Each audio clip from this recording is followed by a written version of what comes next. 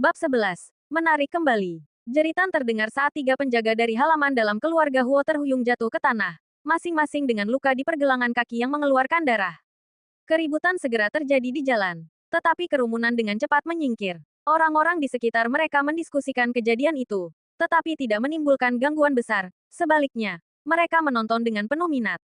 Di benua Neter kuno, banyak ras hidup berdampingan, dan seni bela diri sangat dihargai di setiap ras. Bahkan pertempuran skala besar di jalanan akan menarik perhatian penonton yang penasaran, yang terkadang bahkan ikut serta dalam pertempuran. Tak lama kemudian, seseorang mengenali Qin Mo dan Huo Yinghui, segera menarik perhatian besar dari kerumunan di sekitarnya, dan semakin banyak orang berkumpul untuk menonton. Bagaimana mungkin, dia mengalahkan tiga lawan dalam sekejap? Mata Huo Yinghui melebar karena tak percaya. Serangan mendadak ini direncanakan dengan cermat. Tingkat kultivasi ketiga penjaga halaman dalam itu sebanding dengan Qin Mo. 3 lawan 1. Dan serangan mendadak pula. Bagaimana mungkin ini hasilnya? Kekuatan teknik jari pedang angin kembali tingkat pertama memang luar biasa. Qin Mo merenung dalam hati. Lalu mendongak ke arah Huo Yinghui dan berkata, Huo Yinghui, kau seharusnya menjadi salah satu yang terbaik di antara generasi ketiga keluarga Huo. Kau meminjam 10.000 batu esensi sejati berkualitas rendah dariku dan belum mengembalikannya. Sepertinya aku harus mengambilnya sendiri. Kerumunan di sekitarnya tersentak. Banyak yang terkejing ya. Jika emas dan perak adalah mata uang umum umat manusia, batu esensi sejati adalah mata uang umum semua ras di benua Neter kuno. Nilai barang apapun dapat diukur dalam batu esensi sejati. 10.000 batu esensi sejati berkualitas rendah adalah jumlah yang mencengangkan bagi seorang seniman bela diri biasa. Tak disangka, Qin Mo dapat menghasilkan jumlah sebanyak itu. Memang, dia adalah anggota keluarga kaya, dan kemurahannya berlebihan. 10.000 batu esensi sejati berkualitas rendah. Qin Mo, kau bicara omong kosong. Wajah Huo Yinghui berkerut marah saat dia meraung. Dasar sampah. Lihat bagaimana aku memberimu pelajaran hari ini. Bang, dengan serangkaian gerakan kaki, Huo Yinghui melepaskan pukulan. Aura panas yang membara keluar dari tinju dan telapak tangannya. Gelombang panas menyebar keluar. Tinju batu api. Qin Mo menyipitkan matanya. Ini adalah jurus bela diri tingkat tinggi keluarga Huo. Tinju batu api, juga teknik tinju terkuat di bawah jurus bela diri tingkat roh keluarga Huo. Konon, ketika tinju batu api dikuasai, panas yang terpancar dari tinju saja dapat melelehkan batu. Para penonton takjub. Kekuatan tinju batu api memang tak terbantahkan. Tetapi kesulitan menguasai jurus bela diri tingkat tinggi juga sudah terkenal. Kemampuan Huo Yinghui untuk menguasai tinju batu api menunjukkan bahwa bakat bela dirinya memang luar biasa, dan peringkatnya di antara murid generasi ketiga keluarga Huo pasti akan meningkat. Angin panas berhembus mendekati tubuhnya, tetapi Qin Mo berdiri diam, tidak menghindar atau mengelak, dan menunjuk dengan satu jari. Di kehampaan, seolah-olah cahaya pedang menyambar, seolah-olah menembus angin, senyap dan diam-diam. Jari itu bergerak bersama angin, semakin cepat dan semakin cepat. Gedebuk, suara tajam terdengar, dan energi sejati yang memscorching di tinjunya ditembus oleh satu jari. Aduh, Huo Yinghui merasakan sakit yang tajam di tinjunya. Seolah-olah dia telah terkena ujung pedang. Perasaan tertusuk. Dalam kepanikan, dia mencoba menarik tinjunya. Tetapi tiga bayangan jari menyerang, menargetkan lutut dan pinggangnya. Bayangan jari itu secepat angin. Terlalu cepat baginya untuk bereaksi. Qin Mo, dasar sampah. Jangan terlalu sombong. Huo. Yinghui meraung. Matanya merah padam. Dia mengalirkan energi batinnya. Lengannya berayun. Langsung melepaskan 3 pukulan untuk menghadapi 3 bayangan jari yang cepat. Dalam sekejap, tinju dan jari bertabrakan. Dan angin bertiup ke segala arah. Qin Mo dan Huo Yinghui bertukar lebih dari 10 gerakan. Terkunci dalam pertempuran sengit. Tak satu pun yang unggul. Situasi ini membuat para penonton agak tak percaya. Huo Yinghui adalah pendekar bela diri tingkat 2. Dan dia menggunakan jurus bela diri tingkat tinggi tinju batu api. Dalam setiap aspek, dia seharusnya lebih kuat dari Qin Mo. Jadi mengapa pertempuran berakhir imbang? Asteris desis. Asteris. Benturan tinju dan jari lainnya membuat Huo Yinghui terhuyung mundur. Luka berdarah muncul di tinjunya saat darah mengalir. Teknik tinju batu api telah dipatahkan. Kerumunan di sekitarnya tersentak kaget. Siapa yang bisa memprediksi hasil seperti itu? Qin Mo. Kau, mata Huo Yinghui melebar saat sebuah kaki melesat di depannya, menyerang perutnya dan membuatnya membungkuk kesakitan. Segera, 3 serangan jari melayang, menusuk lutut dan punggung bawahnya dengan serangkaian suara, pop pop pop. Petik 2 titik, 3 lubang berdarah muncul di 3 lokasi tersebut, dan Huo Yinghui kehilangan keseimbangan. Jatuh berlutut di hadapan Qin Mo, lalu tergeletak di tanah. Kinmo, berani-beraninya kau menyakitiku. Huo Yinghui berusaha berdiri. Tetapi begitu dia mengangkat kepalanya, dua tendangan menghantam wajahnya, membuatnya pusing dan pipinya membengkak. Seketika, suara dingin Kinmo menggema dari atas, berbaringlah dengan patuh. Atau aku akan melumpuhkan kemampuan bela dirimu dan, kebetulan, juga, tusuk gigi, di antara kakimu itu. Bersamaan dengan kata-kata bocah itu, aura dingin menyelimuti Huo Yinghui, membuatnya berkeringat dingin dan membeku di tempat. Nada tegas Kinmo meyakinkan Huo Yinghui bahwa bocah itu benar-benar serius dengan ucapannya. Melangkah maju, Kinmo menggeledah Huo Yinghui dengan teliti. Gerakannya terlatih, mengambil semua barang berharga darinya. Melihat ketiga pengawal istana dalam keluarga Huo, Kinmo melambaikan tangannya dan berkata, "Seret orang ini pergi. Jangan tinggalkan dia di tengah jalan dan mempermalukan diri sendiri." Setelah menyaksikan pertarungan Kinmo dengan Huo Yinghui, ketiga pengawal istana dalam itu tidak berani menolak. Meskipun pergelangan kaki mereka terluka, mereka mengangkat Huo Yinghui, hanya ingin pergi secepat mungkin. Berhenti. Suara anak laki-laki itu membuat ketiga pengawal istana dalam itu gemetar, membeku di tempat, takut bergerak. Siapa yang menyuruh kalian menggendongnya? Apa kalian tidak mendengar apa yang kukatakan? Seret dia pergi, kata Kinmo dengan tenang. Mendengar ini, ketiga pengawal dari istana dalam keluarga Huo meringis dan hanya bisa dengan hati-hati mengangkat Huo Yinghui dari kakinya. Perlahan menyeret tuan muda itu menjauh dari jalan. Kerumunan di sekitarnya tertawa terbahak-bahak. Huo Yinghui tampak seperti anjing yang diseret di tanah. Kinmo, tunggu saja. Aku tidak akan pernah membiarkanmu pergi. Raungan berbisa Huo Yinghui terdengar dari kejauhan, lalu menghilang ke dalam arus orang. Bodoh, Kinmo menggelengkan kepalanya. Sejak kelahirannya kembali, banyak peristiwa masa lalu telah memudar dari ingatannya. Prioritas utamanya adalah menstabilkan keluarga Qin. Tanpa diduga, Huo Yinghui sama seperti di kehidupan sebelumnya, terus-menerus menimbulkan masalah baginya. Namun, Huo Yinghui memang kaya. Kinmo bahkan menemukan kwitansi pembelian 4.000 batu esensi sejati berkualitas rendah pada tuan muda itu. Saat malam tiba, Kinmo mengaktifkan, mendengar dan melihat, untuk mencari keberadaan gadis kecil itu. Akhirnya, Kinmo menemukan Qin Xiao Xiao di sudut ruangan. Dia tampak sengsara, tangannya kosong, tidak membeli apapun. Kinmo bingung, dan setelah bertanya padanya, dia mengetahui bahwa gadis kecil itu telah ditipu dan kehilangan semua batu esensi sejati berkualitas rendahnya oleh seorang lelaki tua berjanggut. Kakakmu, kita harus menemukan bajingan tua itu. Dia menipu saya dan mengambil semua batu esensi sejati saya. Gadis kecil itu cemberut, hampir menangis. Kinmo merasa ini agak lucu. Dia tentu saja tidak akan mencari penipu itu, tetapi membeli beberapa pernak-pernik dari pedagang untuk menenangkan gadis kecil itu, lalu membawanya kembali ke keluarga Qin. Sementara itu, asteris jepret, asteris. Jendela ruang pribadi di restoran diturunkan. Ruangan itu sunyi. Dan para pemuda dan wanita yang hadir semuanya diam. Masih pulih dari guncangan pertempuran. Aku tidak pernah menyangka Kinmo bisa mengalahkan Huo Yinghui. Kinmo baru saja mencapai terobosan. Namun dia bisa mengalahkan prajurit bela diri tingkat 2. Bagaimana dia bisa sekuat itu? Upacara pengorbanan keluarga Qin akan segera dimulai. Jika Kinmo menjalani ritual, induksi Qi dan sirkulasi tubuh, dia mungkin bisa mengejar para jenius lainnya. Para pemuda dan pemudi berdiskusi dengan suara pelan. Beberapa berspekulasi tentang tingkat apa yang mungkin dicapai Kinmo jika dia tidak mengalami jeda 8 tahun dalam kultivasinya. Pada saat ini, gadis berpakaian merah yang duduk di tengah memiliki ekspresi dingin, memancarkan aura yang memscorching. Asteris bang, asteris. Huo Mian melepaskan serangan telapak tangan yang menyala-nyala, yang kemudian terpecah menjadi beberapa aliran di udara, mengalir ke cangkir teh di depan semua orang. Teh itu segera mendidih, mengeluarkan aroma yang harum. Teh harum harus diminum panas, jangan sampai dingin, kata Huo Mian acuh tak acuh. Para pemuda dan pemudi yang hadir semuanya terkejut. Serangan telapak tangan Huo Mian jelas menunjukkan tingkat, melepaskan Qi sejati secara eksternal, menyerang secara bertahap, tingkat penguasaan seni bela diri pada tahap kelima. Nona Mian, kultivasi Qi sejati Anda telah mencapai tahap kelima seni bela diri. Melihat Huo Mian mengangguk sebagai tanda pengakuan, yang lain di ruangan pribadi berseru terkejut. Beberapa bulan yang lalu, keempat jenius muda terkuat dari 3 keluarga besar di kota Fen semuanya berada di tahap keempat seni bela diri. Sekarang, Huo Mian telah mencapai tahap kelima seni bela diri, menjadikannya jenius muda terkuat di kota Fen seketika. Jangan heran, 3 lainnya, seperti aku, mencapai tingkat kelima pendekar bela diri beberapa hari yang lalu. Huo Mian mengangkat dagu giok putihnya, seperti merak yang angkuh, dan berkata dingin, apakah Kinmo berhasil menembus atau tidak? Faktanya tetap sama. Dia dan aku tidak lagi berada di level yang sama. Bab 12. Aula Pengumpulan Harta Karun. Larut malam. Di ruang latihan, Qin Mo duduk bersila, perlahan menenangkan energi internalnya. Dia membuka matanya. Gumpalan energi ungu berkelebat di bawahnya. Kurang dari setengah pil penstabil Ki Ember tersisa.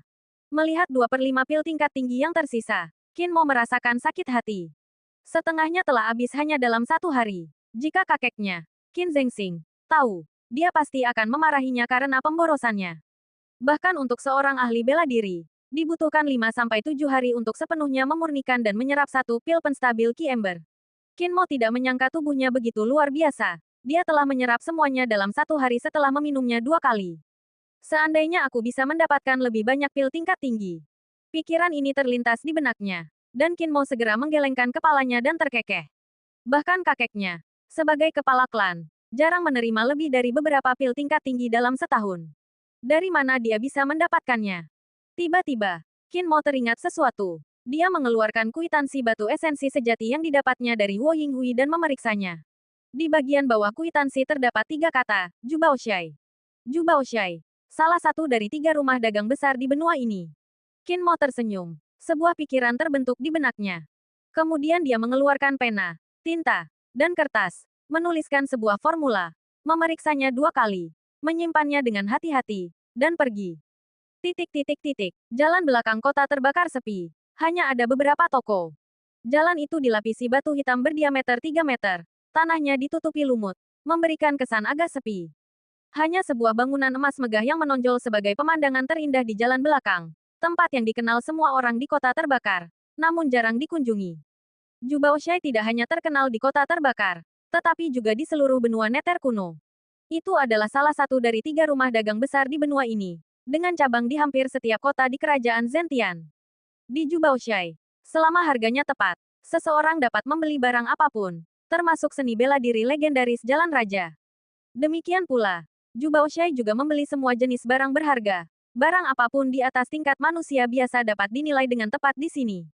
Berdiri di pintu masuk gedung ini, melihat 3 karakter pada plakat emas, Jubaoshai, Qin Mo merasakan rasa familiar yang kuat.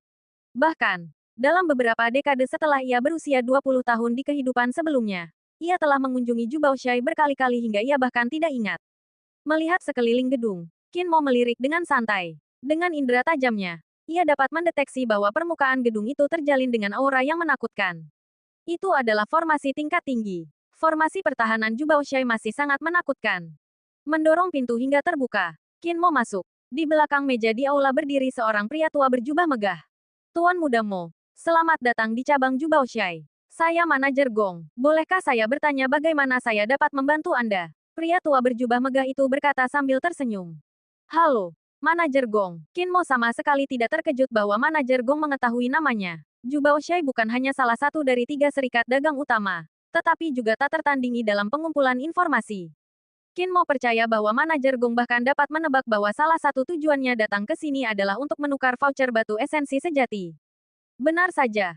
Ketika Qin Mo mengeluarkan voucher batu esensi sejati, manajer Gong telah mengeluarkan 4.000 batu esensi sejati berkualitas rendah dan meletakkannya di atas meja. Manajer Gong, saya datang terlambat karena ada hal lain yang ingin saya tanyakan. Sambil memasukkan 4.000 batu esensi sejati ke dalam kantong harta karun abu-abunya, Qin Mo merendahkan suaranya dan berkata, saya membutuhkan ruang rahasia untuk menilai formula pil tingkat roh. Mendengar ini, manajer Gong tidak dapat menahan diri untuk tidak menunjukkan keterkejutannya. Setiap cabang Jubaoshai memiliki ruang rahasia, yang hanya dapat dibuka untuk menilai barang-barang berkualitas tingkat roh atau lebih tinggi. Mengingat identitas Qin Mo, manajer Gong tanpa ragu membawa Qin Mo ke sebuah ruangan rahasia di aula belakang. Sesaat kemudian, seorang pria parubaya yang mengenakan jubah megah masuk, ditemani oleh manajer Gong. Pak Gong, Anda mengatakan pemuda ini ingin formula tingkat roh dinilai. Pria parubaya berjubah mewah itu meneliti Qin Mo, ekspresinya penuh keraguan. Di antara 3 keluarga besar kota Fen, saya ragu ada keluarga yang memiliki formula pil tingkat roh, bukan? Ini Qin Mo, cucu dari kepala keluarga Qin. Saya yakin Tuan Muda Mo tidak akan datang ke Jubaoshai untuk membuat masalah. Jelas manajer Gong sambil tersenyum. Pria parubaya berjubah mewah itu mengerutkan kening, masih agak skeptis, dan berkata, adik muda, izinkan saya melihat formulanya.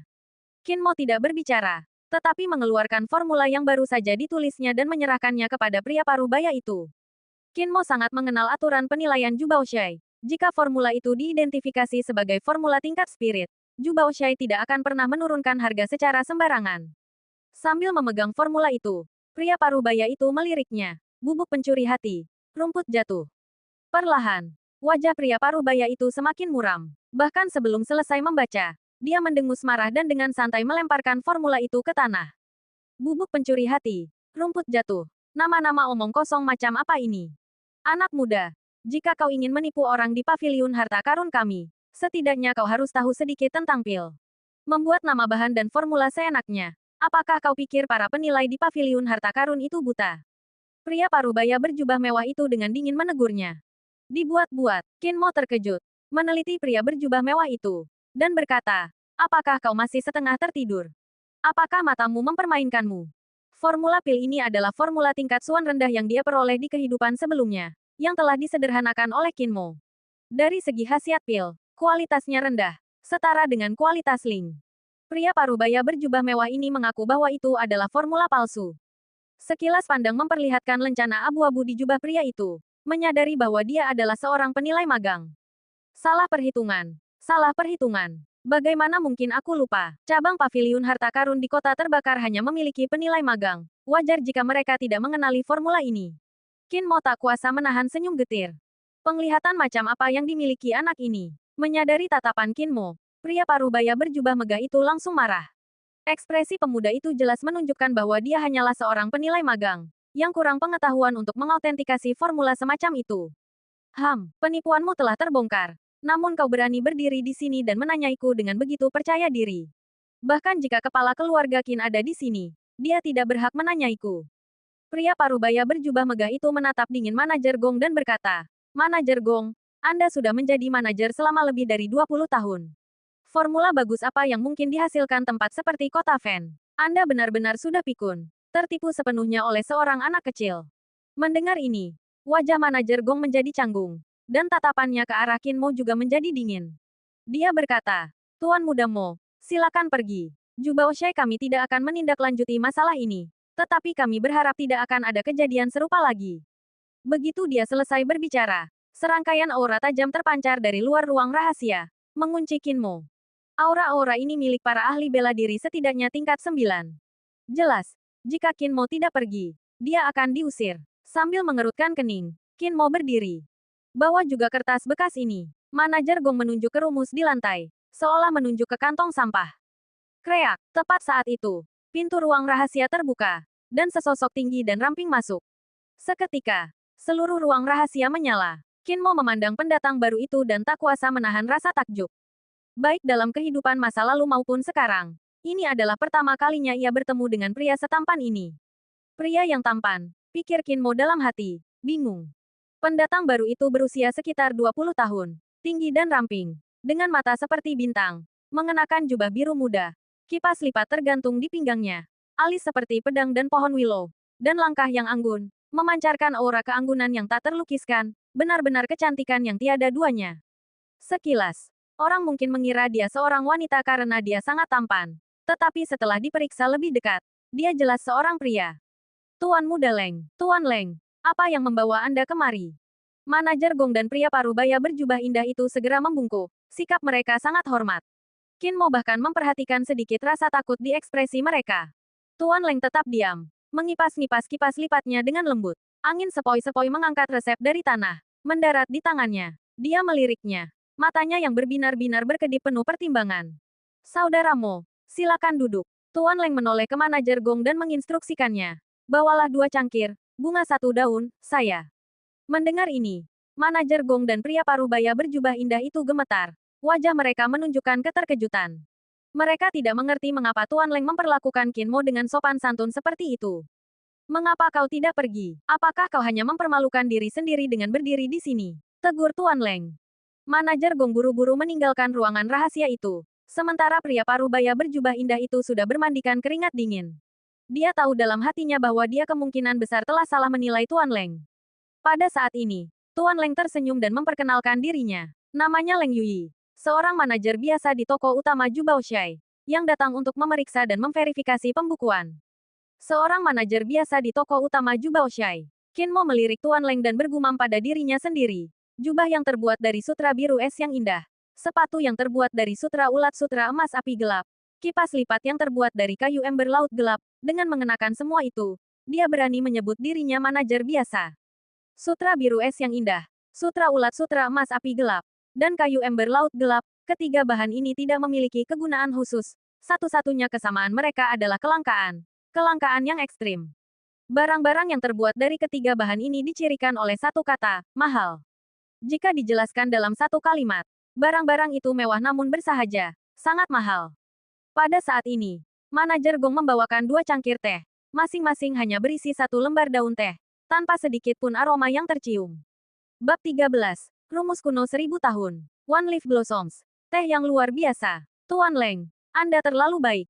Mengambil cangkir tehnya, Qin Mo meniupnya perlahan. Seketika, daun teh berputar di dalamnya. Perlahan-lahan terbuka menjadi 6 kelopak, seperti bunga hijau yang cerah.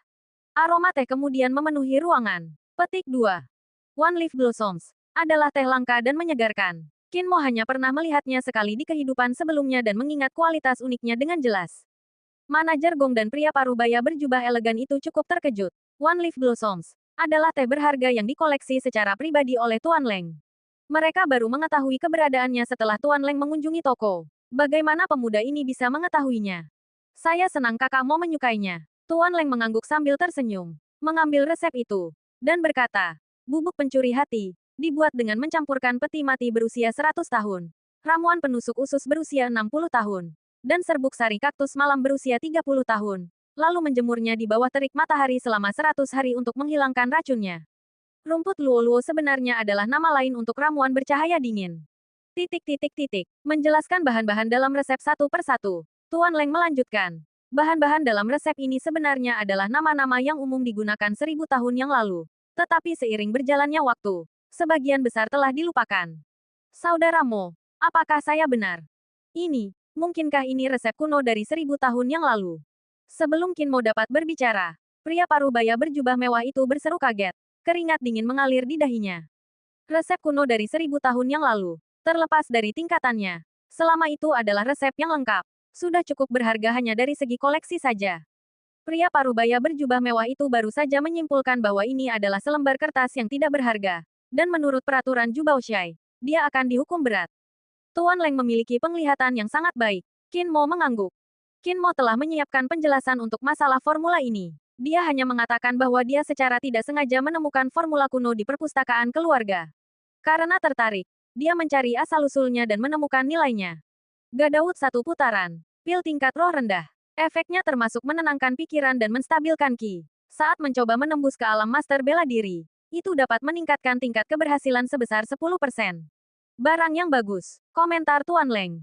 Begitu dia selesai berbicara, manajer Gong dan pria parubaya berjubah megah itu sudah basah kuyup oleh keringat. Mereka tidak menyangka bahwa hari ini mereka tidak hanya salah menilai produk tersebut, tetapi juga benar-benar buta. Siapa yang menyangka bahwa seorang anak laki-laki berusia 14 tahun tidak hanya akan menghasilkan formula berusia 1000 tahun, tetapi juga formula tingkat roh kelas rendah. Nilai sebenarnya dari formula ini jauh lebih besar daripada jumlah bagian-bagiannya. Aturan Jubaoshai selalu jelas tentang hadiah dan hukuman. Kesalahan hari ini sudah cukup untuk membuat mereka dikeluarkan dari Jubaoshai. Tuan Muda Mo, kami sangat tidak sopan tadi. Mohon maafkan kami, Tuan. Manajer Gong membungkuk berulang kali, meminta maaf dengan sangat menyesal. Tuan Muda Mo, pengetahuan saya dangkal. Saya buta. Mohon jangan tersinggung. Saya. Pria parubaya berjubah indah itu tampak sengsara. Jika dia dikeluarkan dari Jubaoshai, dia mungkin kehilangan kualifikasi penilai magangnya. Bagaimana dia akan hidup saat itu? Ini bukan salahmu. Ini kesalahan penilaianku. Qin Mo melambaikan tangannya, lalu ragu-ragu. Melihat tatapan Qin Mo, yang tetap sama seperti sebelumnya, seolah mengatakan bahwa wajar jika seorang penilai magang tidak mengenali formula tersebut, pria parubaya berjubah indah itu menghela napas lega. Sekarang, dia tidak merasa marah sama sekali, melainkan merasa beruntung karena dia hanyalah seorang penilai magang. Jika tidak, dia akan dihukum berat atas apa yang terjadi hari ini. Apa yang terjadi selanjutnya sederhana. Qin Mo menukar formula kuno itu dengan 10 pil peningkat ki batu abu-abu, pil tingkat tinggi untuk manusia biasa. dengan efek yang bahkan lebih kuat daripada pil penguat Ki Ember. Melihat sosok Qin Mo yang pergi, mata berbinar Tuan Leng sedikit berkedip, dan dia tersenyum. Manajer Gong, apakah Qin Mo ini anak laki-laki yang Anda sebutkan sebelumnya? Yang mencapai tingkat ke-9 murid seni bela diri pada usia 6 tahun, dan kemudian tidak mengalami kemajuan selama 8 tahun. Ya, Qin Mo baru berhasil menembus pertahanan beberapa hari yang lalu. Jeda 8 tahun tidak cukup bagi Paviliun Jubao kami untuk memperhatikannya dengan saksama. Tak disangka, justru formula inilah yang membuat Anda khawatir. Tuan Leng, jawab manajer Gong dengan hormat. Anda salah. Saya memperhatikan Qin Mo begitu dia berdiri di depan pintu. Tuan Leng tersenyum, dengan ekspresi berpikir di wajahnya, dan bergumam. Dia berdiri di pintu masuk toko dan melihat ke kiri dan kanan di 7 tempat. Ketujuh tempat itu adalah 7 sudut kunci dari formasi pertahanan yang dipasang di luar. Hehe, saya tidak menyangka ada karakter yang begitu menarik di kota kecil seperti Shenzhen. Sungguh menarik. Mendengar ini, manajer Gong terkejut. Bagaimana mungkin seorang anak laki-laki berusia 14 tahun bisa melihat menembus formasi pertahanan Paviliun Jubao? Waktu berlalu dengan cepat, dan pagi berikutnya tiba. Hari ini adalah hari peringatan keluarga Qin. Lapangan keluarga Qin bergema dengan suara lonceng, menciptakan suasana hikmat dan bermartabat. Matahari terbit menerangi alun-alun yang berdiameter 1 kilometer, memantulkan warna-warna aneh ke tanah yang gelap. Alun-alun itu dipenuhi orang, tersusun rapi dalam barisan. Semua anggota keluarga Qin, tanpa memandang garis keturunan, hadir. Di depan berdiri generasi kedua keluarga Qin saat ini, tersusun sesuai urutan senioritas. Di belakang mereka berdiri generasi ketiga, generasi yang lebih muda. Wajah-wajah muda mereka memancarkan energi yang bersemangat. Di depan alun-alun berdiri patung perunggu seorang pemuda tampan, mengenakan jubah biru yang mengalir, dihiasi mahkota berbulu dan ikat pinggang giok. Pedang sepanjang 4 kaki di pinggangnya, sebuah penggambaran yang sangat realistis dan ekspresif. Patung ini mewakili Qin Qishuo, pendiri dan patriark pertama keluarga Qin. Berdiri di antara 3 generasi keturunan, merasakan suasana hikmat, hati Qin Mo yang tenang sedikit bergetar. Di kehidupan sebelumnya, sebelum menjadi orang biasa, ia telah berkali-kali berfantasi tentang apa yang akan terjadi jika ia ikut serta dalam upacara peringatan keluarga Qin pada usia 14 tahun. Memasuki pemakaman keluarga Qin, dan menerima upacara pembimbingan Qi dari arwah leluhurnya. Akankah semuanya berbeda? Saat ia merenungkan hal ini, pakaiannya tiba-tiba ditarik oleh Qin Xiao Xiao di sampingnya. Gadis kecil itu mendongak, wajahnya penuh rasa ingin tahu, dan bertanya, "Kakakmu, aku punya pertanyaan." "Apa? Bukankah seni bela diri keluarga Qin kita terkenal dengan tinju dan kakinya? Mengapa leluhur kita mengenakan pedang di pinggang mereka? Apakah hanya karena terlihat keren? Apakah mereka menggadaikan pedang itu?" Tanya gadis kecil itu dengan sungguh-sungguh. Suaranya tidak keras, tetapi bagaimana mungkin tidak terdengar oleh para tetua generasi kedua keluarga Qin di depannya. Qin Zhengxing, di barisan depan, segera mengerutkan wajahnya, berbalik, dan menatap Qin Mo dengan tajam, memberinya tatapan peringatan. Qin Mo dengan cepat menutup mulut gadis kecil itu dan berbisik, "Jangan bicara omong kosong, atau kakek akan menghukummu." Gadis kecil itu menjulurkan lidahnya, menundukkan kepala, dan tertidur lagi. Sebenarnya, Qin Mo juga menduga bahwa jika dia membuat patung dirinya sendiri, dia juga akan memasang pedang di atasnya, itu memang akan terlihat sangat keren. Upacara dimulai. Seorang tetua di barisan depan mengumpulkan energinya di dantiannya, dan suaranya bergema di seluruh alun-alun. Anggota keluarga Qin yang hadir membungkuk kepada patung itu sesuai dengan senioritas mereka. Upacara itu sangat panjang. Setelah setiap generasi keturunan membungkuk, para petinggi dari cabang luar, cabang samping, dan cabang langsung membacakan peraturan keluarga Qin, membuat 3 generasi keturunan di alun-alun mengantuk. Faktanya, bukan hanya generasi muda dari 3 generasi, tetapi juga beberapa tetua. Dengan indera tajam Qin Mo, terlihat menundukkan pandangan, seolah mendengarkan dengan saksama, tetapi sebenarnya tertidur. Sementara Qin Mo diam-diam mengamati sekitarnya, sepasang mata meliriknya dari kerumunan. Itu adalah Qin Yide. Tatapannya dingin, seolah-olah sedang melihat mayat. Apakah beritanya sudah dikonfirmasi? Tenggorokan Qin Yide sedikit bergerak saat dia berbicara secara telepati kepada Diakon Rong di belakangnya. "Ya, orang itu diam-diam mendekatiku. Tetapi bagaimana aku berani mengambil keputusan? Apa maksudmu?" Diakon Rong menjawab secara telepati. Ayah memerintahkanku untuk tidak bertindak gegabah selama waktu ini. Jangan sampai aku memprovokasi si anjing tua Qin Zhengxing itu. Aku tentu tidak akan melanggar perintah ayah.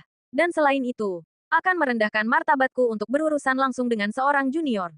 Namun, Wajah Qin Yide dingin. Karena seseorang ingin berurusan dengan binatang kecil ini, bagaimana aku bisa menolak? Pergi dan atur semuanya. Ya, tenang saja. Kepala klan Yide. Saya akan mengatur semuanya dengan sempurna.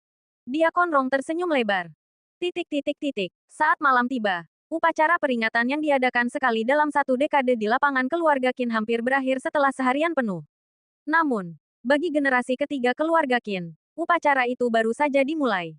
Selanjutnya, mereka akan berlatih selama 7 hari di pemakaman keluarga Qin. Sebuah ritual, induksi Qi dan sirkulasi tubuh, yang sangat dinantikan oleh generasi muda.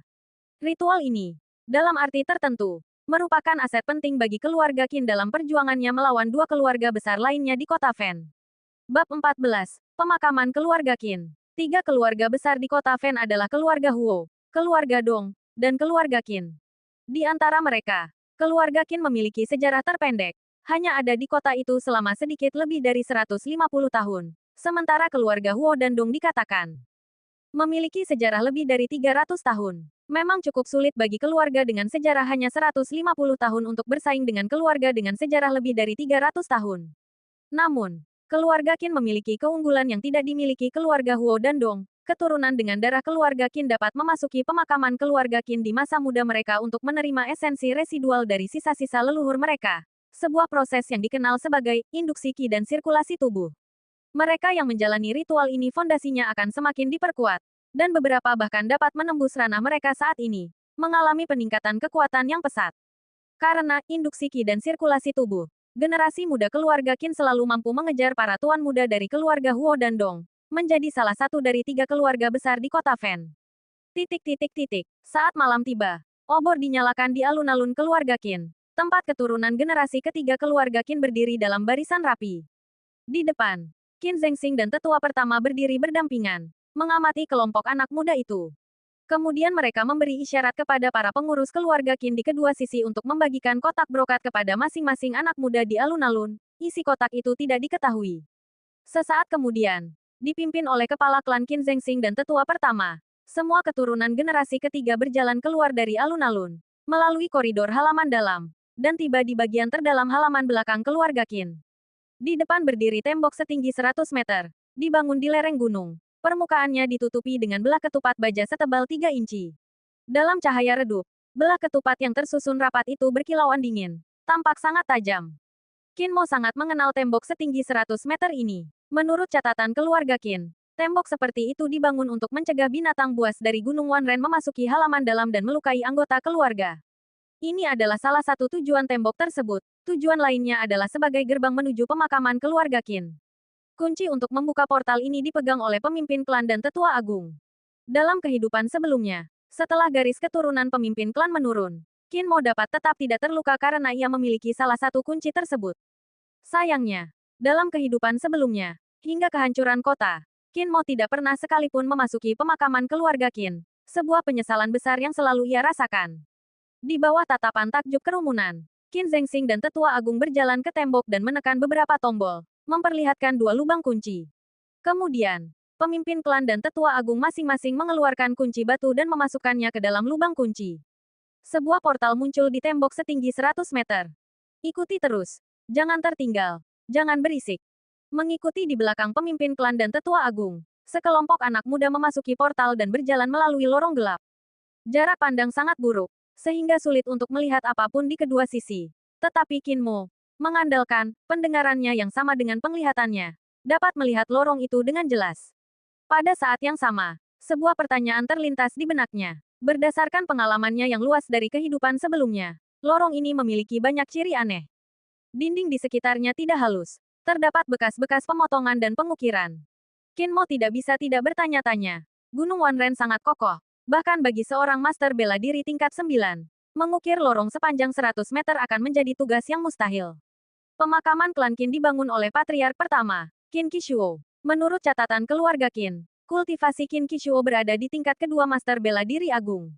Untuk mengukir lorong ini, yang panjangnya beberapa ribu meter, mungkin akan memakan waktu seumur hidup. Namun, Qin Qishuo baru datang ke Shenzhen pada usia 30 tahun untuk mendirikan klan Qin. Dan 10 tahun kemudian, pada usia 40 tahun, ia bertarung melawan sekelompok binatang buas tingkat 4 di Gunung Wanren dan meninggal saat melindungi klannya. Bagaimana lorong ini bisa diukir dalam 10 tahun? Memikirkan hal ini, Qin Mo tak kuasa menahan tawa. Ia terlalu banyak berpikir, mengapa harus repot-repot memikirkan masa lalu leluhurnya. Saat ini, kakeknya dan tetua agung berhenti di depan. Sekelompok orang telah menyeberangi lorong dan tiba di pintu keluar di ujung lainnya. Hosh, hembusan angin menerpa, hampir membuat orang-orang kehilangan keseimbangan. Seseorang berteriak kaget saat melihat sekelilingnya. Pintu keluar berada di tengah tebing curam, menggantung di antara langit dan bumi. Angin gunung menderu kencang, membuat mereka merinding. Melihat ke bawah, gunung diselimuti kabut, mengaburkan kedalaman dan jarak ke tanah.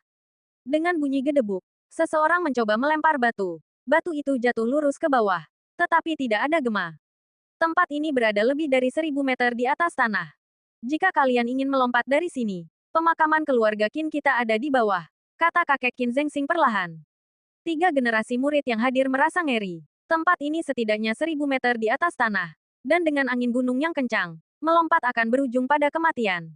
Pada ketinggian seperti itu, bahkan seorang seniman bela diri tingkat 9, apalagi seorang prajurit tingkat 9, kemungkinan besar akan terluka parah. Beberapa orang di kerumunan berpikir dalam hati, jika Anda ingin kami melompat, ketua klan, Anda harus mencoba dulu dan melihat apakah Anda bisa kembali tanpa luka. Ketua klan, Anda tidak bercanda, kan? Seseorang mengumpulkan keberaniannya dan bertanya dengan suara rendah. Qin Zengxing menatapnya tajam dan berkata dengan suara berat, upacara, pengarahan ki dan sirkulasi tubuh, hanya terjadi sekali setiap 10 tahun. Ini sangat penting. Apakah saya akan bercanda dengan Anda? Sekelompok anak muda menjadi pucat. Tetua Agung, yang selama ini diam, angkat bicara. Berkata, melompat seperti ini pasti akan berujung pada kematian. Buka kotak brokat kalian. Semua orang mengeluarkan kotak brokat mereka dan membukanya. Di dalamnya ada sebuah manik-manik, bukan emas atau kayu, terbuat dari bahan yang tidak dikenal, dan terasa berat di tangan. Ini adalah manik penuntun makam, yang diwariskan dari kepala klan pertama. Memegang manik ini akan memungkinkan kalian untuk sampai ke pemakaman dengan selamat. Jelas Tetua Agung sambil melihat sekeliling. Siapa yang mau duluan? Kelompok itu saling memandang, ragu-ragu. Jarak dari sini ke tanah lebih dari 1000 meter. Jika manik penuntun makam tidak berguna, bukankah mereka akan mati tanpa mayat yang utuh? Haner, kau adalah yang pertama di antara 3 generasi murid. Kau harus memberi contoh. Kau duluan, kata Tetua Agung perlahan. Qin Han melangkah maju. Wajahnya setampan giok. Sosoknya tegak, menonjol seperti bangau di antara ayam-ayam di kerumunan. Langsung menarik perhatian semua orang. Sambil memegang mutiara penuntun makam, suara siulan keluar dari tubuh Qin Han. Dan energi sejati yang transparan melonjak keluar. Seperti tabir cahaya yang menutupi tubuhnya. Menyingkirkan semua angin gunung. Energi sejati dilepaskan keluar. Meresap ke seluruh tubuhnya. Inilah kultivasi prajurit bela diri tingkat keempat. Seru seseorang. Belum lama ini, kekuatan Qin Han jelas hanya berada di tingkat ketiga prajurit bela diri. Tanpa diduga, dalam waktu sesingkat itu, ia telah menembus ke tingkat keempat.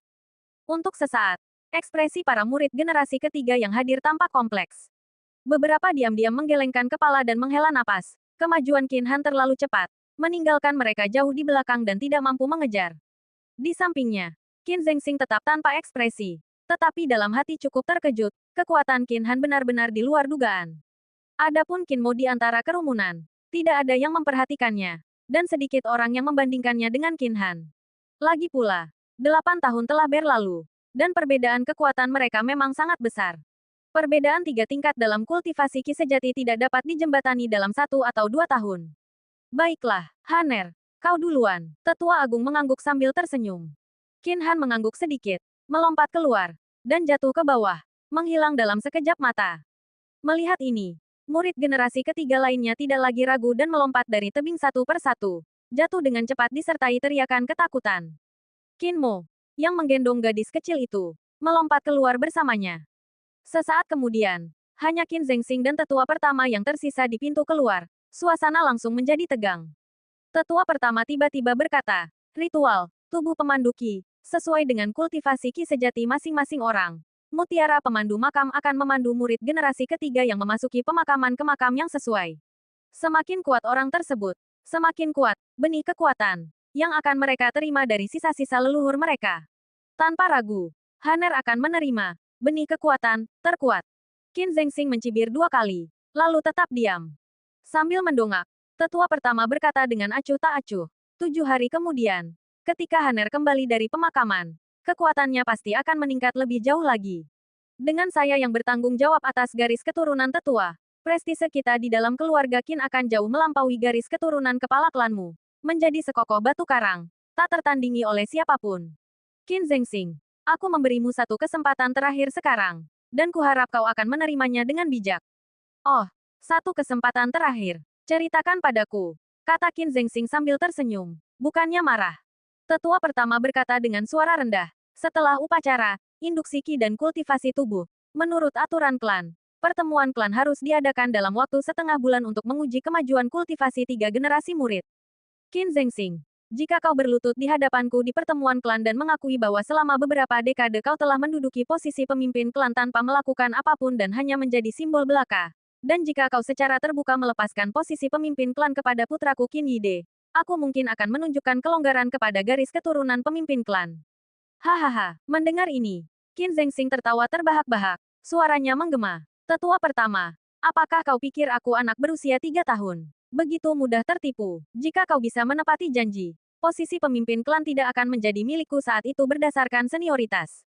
Kau tidak perlu membuang kata-kata lagi. Tunjukkan padaku apa yang kau punya. Dengan itu, Qin Zengxing mendengus marah dan berbalik untuk pergi. Sambil memperhatikan sosok Qin Zengxing yang menjauh, tetua pertama menyipitkan matanya. Kilatan jahat terpancar di dalamnya. Bab 15. Susunan Kuburan Agung. Hosh! Angin gunung yang menusuk tulang berhembus di telinganya. Angin sekuat itu membuat para pendekar bela diri biasa bahkan sulit membuka mata. Di udara, Qin Mo, sambil menggendong gadis kecil itu, terjun bebas dengan cepat. Angin menderu, dan Qin Mo hampir tidak bisa melihat sekelilingnya. Mengapa mutiara penuntun makam ini belum juga berfungsi? Dengan kecepatan ini, bukankah kita akan jatuh dan mati? Sambil menggendong Qin Xiao Xiao, tubuh mereka terjun bebas, dan Qin Mo tidak bisa menahan rasa khawatir. Takut mutiara penuntun makam akan mengalami kerusakan. Tepat saat itu, gaya hisap yang kuat menarik tubuh Qin Mo, menyebabkannya terjun bebas ke bawah dengan kecepatan 2 kali lipat dari kecepatan jatuhnya, seperti bintang jatuh. Gerakan cepat ini hampir membuat Qin Mo sesak napas. Jika dia menabrak tanah seperti ini, bukankah dia akan hancur menjadi tumpukan daging cincang? Melalui kabut gunung yang tebal, tanah samar-samar terlihat, tetapi penurunan itu tidak menunjukkan tanda-tanda melambat. Qin Mo, sambil menggendong gadis kecil itu, secara naluriah berbalik untuk menopangnya dengan tubuhnya sendiri. Jika mereka mendarat seperti ini, gadis kecil itu setidaknya akan memiliki kesempatan untuk bertahan hidup. Tiba-tiba, sebuah kekuatan muncul dari tanah, seperti kapas lembut, menopang tubuh mereka dan memungkinkan mereka mendarat perlahan. Kita mendarat dengan selamat. Qin Mo cukup terkejut, tidak menyangka mutiara penuntun makam begitu ajaib, dan bertanya-tanya bagaimana cara pembuatannya. Hore, kakak Mo, apakah ini pemakaman keluarga Qin kita? Qin Xiao Xiao melompat ke tanah, melihat sekeliling pemakaman yang berkabut, penasaran dengan segala sesuatu, tanpa menunjukkan tanda-tanda takut. Qin Mo terdiam. Gadis kecil ini selalu pemberani, tampaknya tanpa rasa takut sama sekali. Tentu saja, omelan kakeknya dan Qin Mo adalah hal yang paling dia takuti. Tengah malam, Gunung Wanren sangat dingin, sangat kontras dengan kehangatan kota Fen. Pemakaman, yang membentang 100 meter kelilingnya, dikelilingi oleh pagar besi berkarat. Gagak-gagak menukik dari semak-semak, tangisan mereka memilukan dan mengerikan. Apakah ini pemakaman keluarga Qin kita? Tidak. Ini seharusnya salah satu pemakaman di dalam kompleks pemakaman. Setelah turun dari langit, Qin Mo dengan penasaran mengamati sekelilingnya, ingin tahu tentang setiap sudut. Lagi pula, dia sangat mengenal setiap sudut keluarga Qin di kehidupan sebelumnya, kecuali pemakaman keluarga Qin, yang sama sekali tidak dia ketahui. Sekarang dia berada di sini. Qin Mo tentu saja ingin dengan hati-hati mencari setiap helai rumput dan pohon di pemakaman, berharap menemukan sesuatu yang mengejutkan. Setelah pemeriksaannya, Qin Mo menemukan bahwa begitu dia meninggalkan pemakaman, dia diselimuti kabut, dan dengan cepat kembali ke sana. Baru kemudian Qin Mo benar-benar mengerti bahwa pemakaman keluarga Qin sama sekali berbeda dari yang dia bayangkan. Pemakaman itu terletak di area yang luas ini, terbagi menjadi beberapa pemakaman oleh kabut. Setiap upacara, induksi Qi dan kultivasi tubuh, melibatkan generasi muda keluarga Qin yang dibimbing oleh mutiara penuntun makam ke salah satu makam selama 7 hari untuk kultivasi tanpa gangguan. Pemakaman keluarga Qin sebenarnya memiliki susunan skala besar, simpul Qin Mo. Di kehidupan sebelumnya, mengandalkan penggunaan tebasan bayangan cepat yang menakjubkan. Ia sering berkolaborasi dengan penilai dan ahli bela diri yang kuat untuk menjelajahi tempat-tempat berbahaya, alam rahasia, makam, dan sebagainya. Seiring waktu, ia memperoleh pengetahuan yang cukup tentang susunan dan mekanisme. Tingkat susunan, seperti ramuan dan seni bela diri, dibagi menjadi 5 tingkatan dari rendah ke tinggi: fana, spiritual, mendalam, bumi, dan surga. Kabut yang mengelilingi makam ini jelas merupakan manifestasi dari sebuah susunan, dan susunan tingkat spiritual berskala besar pula. Mungkinkah susunan tingkat spiritual ini dibuat oleh leluhur kita Qin Kishuo? Tetapi catatan keluarga Qin tidak pernah menyebutkan bahwa leluhur kita mahir dalam susunan. Qin Mo bertanya-tanya. Setelah memeriksa sekelilingnya dengan saksama, Qin Mo berdiri di depan makam batu kuno, tak bergerak untuk waktu yang lama. Ia hampir yakin bahwa salah satu sudut susunan terletak di dalam makam. Tiba-tiba, Qin Mo merasa ingin menjelajahi makam dan mencari tahu lebih banyak. Saudara Mo, kau terus menatap makam itu. Apakah kau berencana untuk tidur di dalamnya malam ini? Gadis kecil di sampingnya tiba-tiba bertanya. Matanya yang cerah menunjukkan minat yang besar untuk menghabiskan malam di makam. Asteris. Plak, asteris. Detik berikutnya, Qin Mo menerima tamparan di kepala. Wajahnya memerah. Dan dia memarahi. Dasar bocah nakal. Ini adalah tempat peristirahatan leluhur keluarga Qin. Jangan bicara omong kosong seperti itu. Oh, menarik gadis kecil itu ke tempat teduh. Keduanya duduk bersila. Qin Mo menginstruksikan gadis kecil itu untuk menenangkan pikirannya dan mulai berlatih teknik kultivasi unik keluarga Qin. Karena dia tidak bisa menodai makam leluhur, Qin Mo hanya bisa menenangkan dirinya dan memulai teknik pengarahan Qi dan sirkulasi tubuh. Ritual yang disebut pengarahan Qi dan penetrasi tubuh sebenarnya cukup sederhana. Ini melibatkan latihan selama 7 hari di pemakaman menggunakan metode kultivasi unik keluarga Qin, memanfaatkan benih kekuatan di dalam sisa-sisa leluhur dan menyalurkannya ke dalam tubuh sendiri untuk memperkuat dasar seni bela diri. Kakak Mo, aku tidak memiliki Qi sejati di tubuhku. Apakah ini benar-benar akan berhasil? Lagi pula, hanya ada satu kuburan, dan seharusnya hanya ada satu sisa leluhur di dalamnya. Jika aku mengambil energi dari sisa-sisa itu, bukankah aku akan mengambil benih kekuatan, kakakmu? Qin Mo tidak bisa menjawab pertanyaan gadis kecil itu, tetapi dia membiarkan Qin Xiao-Xiao mencoba. Jika itu benar-benar dapat membuka potensinya, itu akan menjadi kejutan yang menyenangkan. Melihat gadis kecil itu menutup matanya dan berkultivasi, dengan tenang yang tidak biasa, Qin Mo juga menenangkan pikirannya. Periode 7 hari baru saja dimulai, dan dia telah merumuskan rencana kultivasi.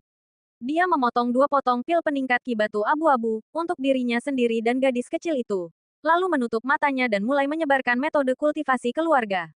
Hari pertama, penggunaan pertama pil peningkat Qi batu abu-abu memiliki efek yang luar biasa. Setelah menyerap kekuatannya, kultivasi bela diri Qin Mo di tingkat pertama menjadi semakin stabil, tetapi tidak beresonansi dengan sisa-sisa leluhurnya di pemakaman.